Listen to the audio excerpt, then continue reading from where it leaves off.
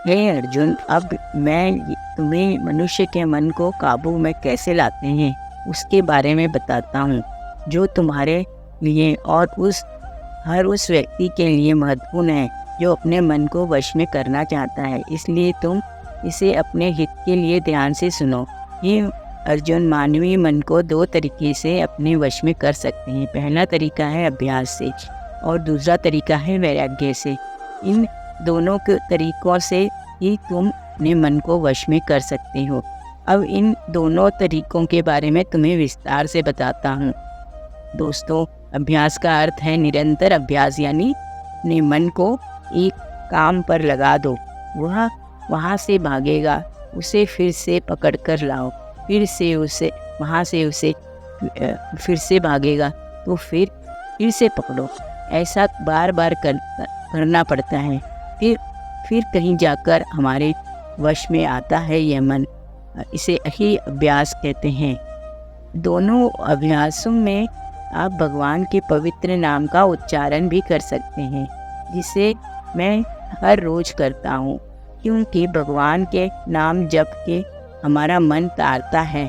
हमारा मन जो गन और विनाशकारी विचार आते रहते हैं, जो नाम जपने से धीरे धीरे आने कम हो जाते हैं, हमारा मन हमारे काबू में आ जाता है। दोस्तों, मैं आपको अब उस हरे कृष्ण महामंत्र के बारे में बताता हूँ, जिसे हर रोज जपता हूँ। दोस्तों, यह मंत्र प्रमाणिक संप्रदाय यानी कि वैष्णव संप्रदाय से आया हुआ है, इसलिए यह मंत्र आपको सजेस्ट कर रहे हैं। हरे कृष्ण हरे हरे हरे राम राम राम हरे हरे। दोस्तों, यह आपके मन में यह सवाल जरूर होगा, जो सवाल अर्जुन के मन में आया था कि अगर अभ्यास से ही हमारा मन वश में आता है तो फिर वैराग्य की क्या आवश्यकता है, और आखिर यह वैराग्य क्या है।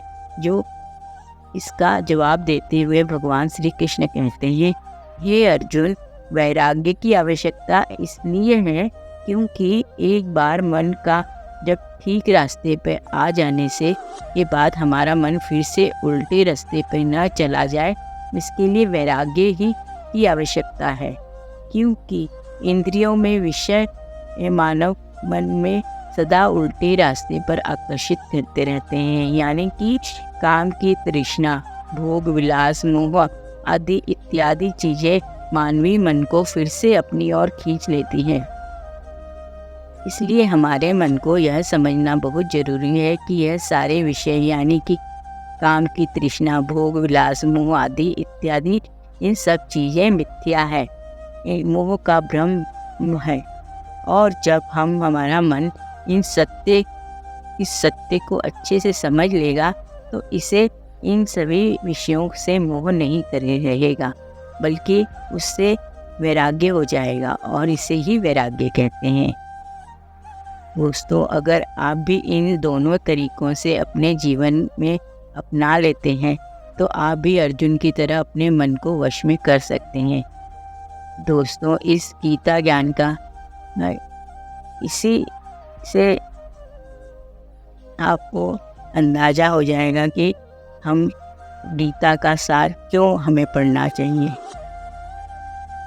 धन्यवाद।